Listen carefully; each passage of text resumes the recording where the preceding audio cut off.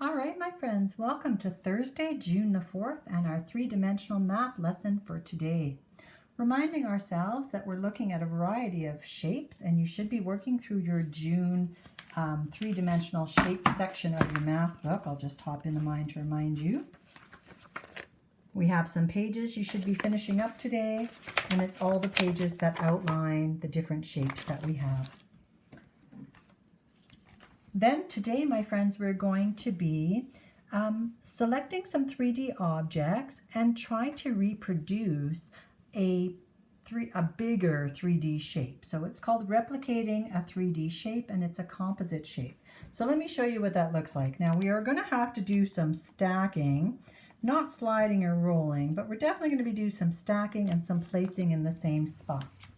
So collect whatever 3D shapes you have around your house, and I'm going to show you some 3D shape cards, and you can try to build these shapes. So are you ready, my friend? So try to find objects in your house that are a cylinder, a cube, and a cone, and build this composite 3D shape.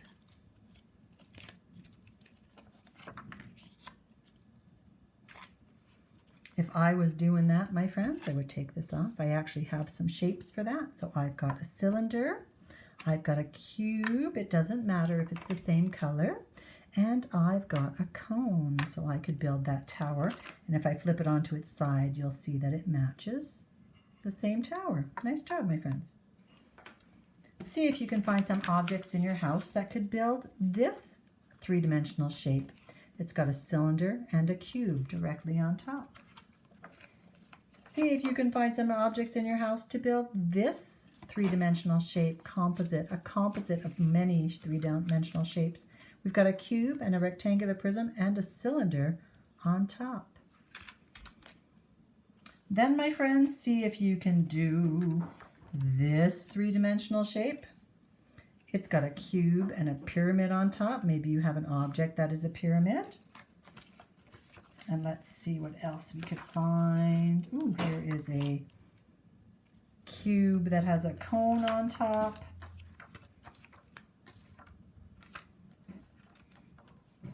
Or a shape that has a rectangular prism, long ways on the bottom, a cube, and then a cone on top. So my friends, I'll post some more of these pictures online, and you can take some time building three-dimensional composite shapes. That means it's a more complex shape that is made up of a multiple, many or few, 2, 3, 4, 5, 6 composite shapes, and you're matching them to the picture that you have online. The other option for building three-dimensional shapes, my friends, I'm going to show you. We can build some two-dimensional shapes like a triangle if you have some popsicle sticks. And if you don't have popsicle sticks or toothpicks, you could go out in the yard and collect some sticks. You'll need about 8 sticks to build all the flat shapes. So we built a triangle. That's a composite, or we're building a triangle from sticks. We could easily switch that to build a square. We could change it again to build a rectangle. If I can get my whole rectangle on there, I'll make it a little bit shorter so that you can see all the parts. And if I turn my rectangle this way, you can see it matches. We could try a rhombus. A rhombus is like a square that got pushed over a little bit, so we need some angles on these sides. There's our rhombus. We could build a trapezoid. They call it a trapezium, but also trapezoid is a correct word for that. I need a little more space for my bottom. An angle, a shorter side, and an angled side facing in to build a trapezoid. There's a pentagon, my friend, so you need 5 sides for that. The 2 sides splay out a little bit on an angle, and then the top comes in, and all the sides are the same size, so you have to do a little bit of wiggling to get them to fit together to make a nice pentagram. You can use 6 sticks to make a hexagon. Again, the sides splay out on an angle. That means they're pushed out, not straight. And if I move my hexagon, I might be able to move that into the picture so you can see the whole thing. Or my friends, we're back to, there might be an octagon in here. Ah, there it is. The octagon has 8 sticks, my friends, to make it. The reason you should practice making the flat 2-dimensional shapes is when we move on to build 3-dimensional shapes, there's a couple of ways you can do it, and I'll post these pictures online for you. If you have some toothpicks and some Play-Doh or some marshmallows, you can use the Play-Doh or marshmallows for your vertices or your corners, and then you could build shapes. You'll need about 12 or 14 toothpicks or small sticks. You can build a cube. You could build a square-based pyramid. We call that one just a pyramid. Rectangular prism. You do have to have some way to join those toothpicks together, or you could grab some of those longer sticks. I'm going to grab 2 of those for the rectangular prism for the bottom, and 2 of those for the rectangular prism for the top. Or a triangular prism. Again, you might want to have some longer for your rectangle sides on the bottom instead of your same size toothpicks. But for today, I'm just going to show you the cube. And to make the cube, you need to look at how many vertices or corners are there. 1, 2, 3, 4, 5, 6, 7, 8. And you're going to quickly, I'll see if I can, should have probably got my Play-Doh out earlier, make 8 little balls. And the easiest way to do that is to make a nice snake and then just squish them into balls. Oh, my Play-Doh's a little crumbly. 1, 2, 3, 4, 5, 6, 7, 8. And if you don't have Play-Doh, but you do have marshmallows and toothpicks, you can do this with marshmallows.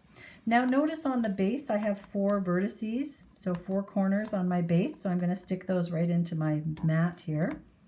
And then I'm going to use my toothpicks to join. I'm going to stick them right in to first make a square face.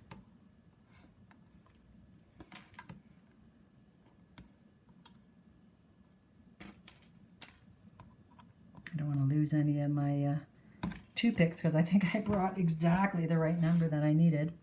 And then I have the going up tall edges. So I'm going to stick those in, just facing the way tall. 1, 2, 3, 4.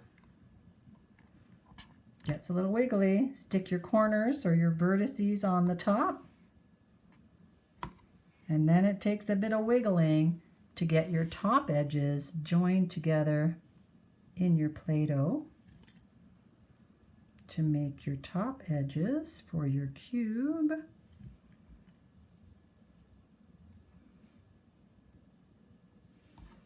And when you're done, my friends, you will have a 3-dimensional cube that you can even pick up and turn around if you got them stuck in there pretty well.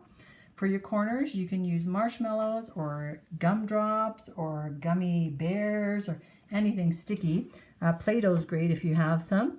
And I'll post these pictures so that you can practice making some 3-dimensional shapes using little sticks or toothpicks or longer sticks and popsicle sticks if you have some, or just go out in your yard and collect a bunch of sticks. Have fun, my friends, today building 3-dimensional shapes and also building composites of 3-dimensional shapes, which is a shape that is made from multiple 3-dimensional shapes. And I'm also going to post for you something called an array. And let me just move some things so you can see. This is totally optional. They're very tricky. Don't let yourself get too frustrated. But it looks like this. This is called a net of a cube. And I'm going to post a set of nets for you. And what you do is you very carefully cut out along the edges.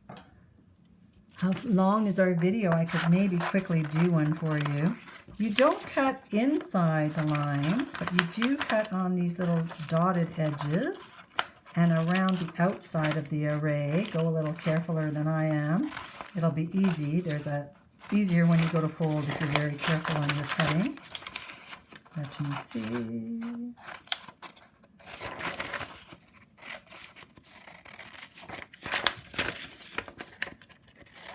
And you'll need some tape, that I find is the best way to do this. You make all of your folds first, and from this flat two-dimensional paper, you can make a three-dimensional shape. And this one is going to be a cube.